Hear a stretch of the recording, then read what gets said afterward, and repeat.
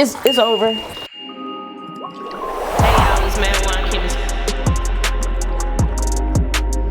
Hey y'all, it's Mad Wine Chemist, and in today's video, we're gonna make the simplest at-home wine video there is. All you need is to go to the store and buy grape juice concentrate with no additives. Make sure it's 100% juice, a white version, and a red version. So that's what we're gonna make today. We're gonna compare these two wines at the end of the day and see what the difference tastes like. You only need a few ingredients. You need your juice, wine tannin, acid blend, yeast nutrients, and yeast. The equipment we're using for this video is the 3-gallon fast fermenter.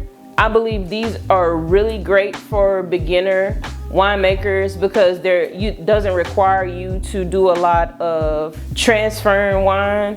They have a ball valve at the bottom that lets you collect all the sediment and lees from your wine without ever having to transfer it to another bucket. So these are great items for beginner winemakers. They're at an affordable price. The link will be in the bio. So I've already cleaned and sanitized my surface and my equipment. Now it's time to start making a wine. And like I said, this is a very simple recipe. We're going to pour our juice into the containers, and then we're going to add our chemicals, and then finally we're gonna add our yeast and let it sit. This wine should only take about 7 to 14 days to make. So for the 3 gallons of wine we're gonna make, we got 3 gallons of juice.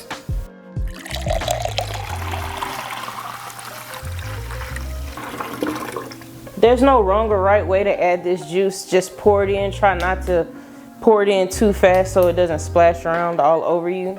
But you want to make sure that you get all 3 gallons in the tank.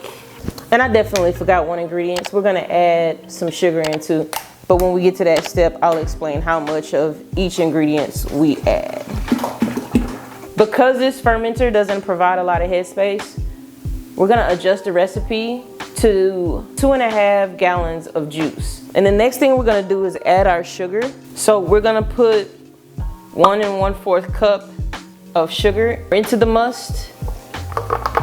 And we're gonna stir vigorously until the sugar is dissolved. The next ingredient we're gonna add is the wine nutrient. You're gonna add 1 tablespoon of wine nutrient. And remember, this is must right now and not wine because the yeast has not turned the sugar into alcohol. 1 tablespoon of wine nutrient, rinse wine assistant. And we're just gonna stir real good until the nutrient is blended in the must real well. Every good chemist needs an assistant. My assistant's name is Adrian. He does very good work behind the camera. So next is a tablespoon of acid blend. You want to make sure you keep your equipment cleaned and sanitized between each ingredient. You don't want any cross-contamination between your chemicals. And make sure you get a good stir so that this stuff is good and dissolved in your wine must. The next ingredient we're gonna add is wine tannin, and that's 1/4 teaspoon of wine tannin. Again, that's 1/4 teaspoon. And then for the red wine, we're going to use Red Star's Classique yeast. So this will give us a more traditional red wine boldness wine assistant. Can I get some scissors? And because this is a simple recipe, you can pour your yeast in right away. You don't have to wait for your must to warm up because I've kept this juice at room temperature preparing for this video and winemaking all day. Most people warm their yeast up, activate it first, but it's not required. Remember, this is a simple recipe. We're not trying to do too much. Just keeping everything simple for everyone. Again, because this recipe and everything we're doing for this winemaking is stuff that you already may have or low investment to see if you really enjoy this hobby. I got a cup instead of a wine thief so that we can measure our sugar levels in our must. So you just dip that cleaned and sanitized cup in there, and then pour your must into your graduated cylinder. So now we can get a reading from our hydrometer. And you want to make sure, a trick about getting an accurate reading from your hydrometer when you have bubbles is to go ahead and give it a spin. And it looks like we're at 1.075. So that should give us about 10% alcohol. Pour that back into your must. Get one good last stir. And she's ready to set it and forget it. Okay, we're going to set it and forget it. You should see bubbling in your bubbler within 24 to 48 hours. Wine assistant, do you mind handling this for me? So we're gonna put the lid on this, make sure it's good and sealed. So the water in your ferment lock allows for carbon dioxide to escape the fermenter, but no oxygen to enter the fermenter. Remember, oxygen is bad for wine. So you wanna leave as little headspace as possible. I left as much headspace as you see now, because once it starts bubbling, the wine will need a little space to bubble. And if you don't leave any headspace, you'll make a mess. So now we're going on to the white wine. And just like before, we're going to pour in all the juice and try to pour as slowly as possible without splashing everywhere.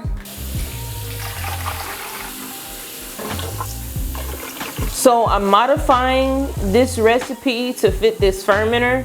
So instead of 3 gallons, we're gonna make 2.5 gallons of wine. So that requires 5 bottles of this juice, ½ cup of sugar per gallon. So that's 1 1/4 cups of sugar when you're making this wine. And winemaking can get kind of messy, but it's always fun. Like, I love the smell of the must before it turns into wine is always amazing. It can kind of give you a hint of what your wine is going to taste like.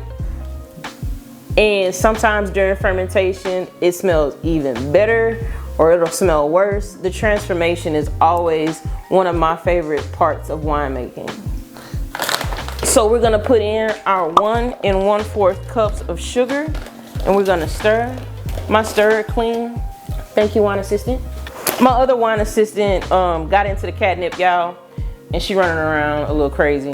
Please forgive her. If you hear any scurrying and scattering, that is Lexi, my lovely cat, running around the house. So now we dissolve this sugar really well and give this a good stir.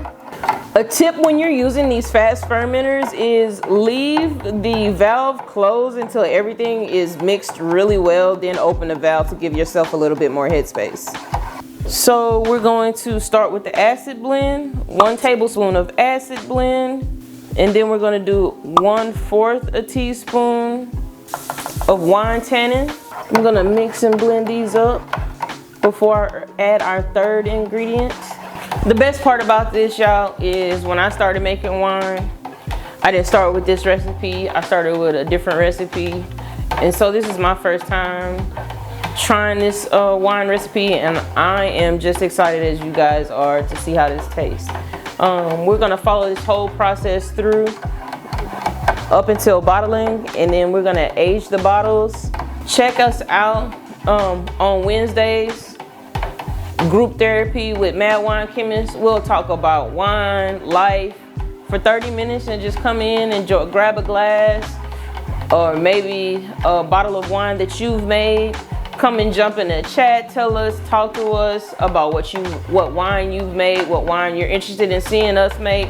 If there's any wineries you recommend us doing some tours of or sampling some wine, just leave a comment in the comment section and we'll get back to you. We love hearing feedback from our viewers. So the last ingredient we're gonna add into the wine before we add our yeast is the yeast nutrient. Yeast nutrient provides food for the yeast to keep eating sugar. So it creates a favorable environment for yeast and makes sure that your yeast stays active throughout the fermentation process. Sometimes these chemicals come out in one big clump and they don't want to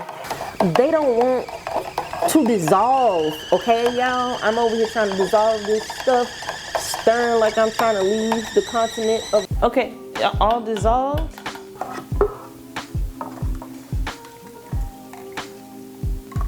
Again, you want to give that hydrometer a good spin so it gives you an accurate reading. And just like the must before, this one is at 1.075. So that should give us about 10% alcohol by volume. For this white wine, I'm using the Red Star green packet. These are more for fruit wine, so it gives you a more fruit forward presence in your wine. And the reason I chose that for this wine is white wines tend to be sweeter, lighter bodied wines. So that's what we're going for with this wine. We're going for a sweet, light bodied wine. And remember, not everybody puts their yeast straight into the fermenter. Some people activate their yeast, but I don't want to get into a ton of details with this video. This is something that everybody can follow along with without having to get temperature gauges and stuff like that. This is just to see, hey, do I really like winemaking? Is this a hobby I really want to pick up? Because winemaking can get kind of expensive. It can be an expensive hobby. And it's one of those hobbies you really don't want to buy a lot of your equipment used, because don't trust anybody else's cleanliness. I know y'all mama told y'all not to eat at everybody's house. We're going to set it and forget it. Now that the wine is, or now that the must is ready, we're going to set it and forget it.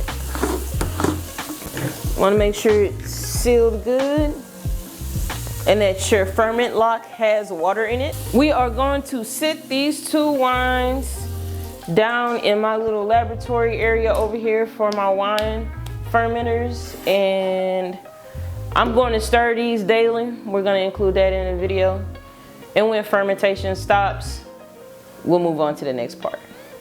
See you guys soon.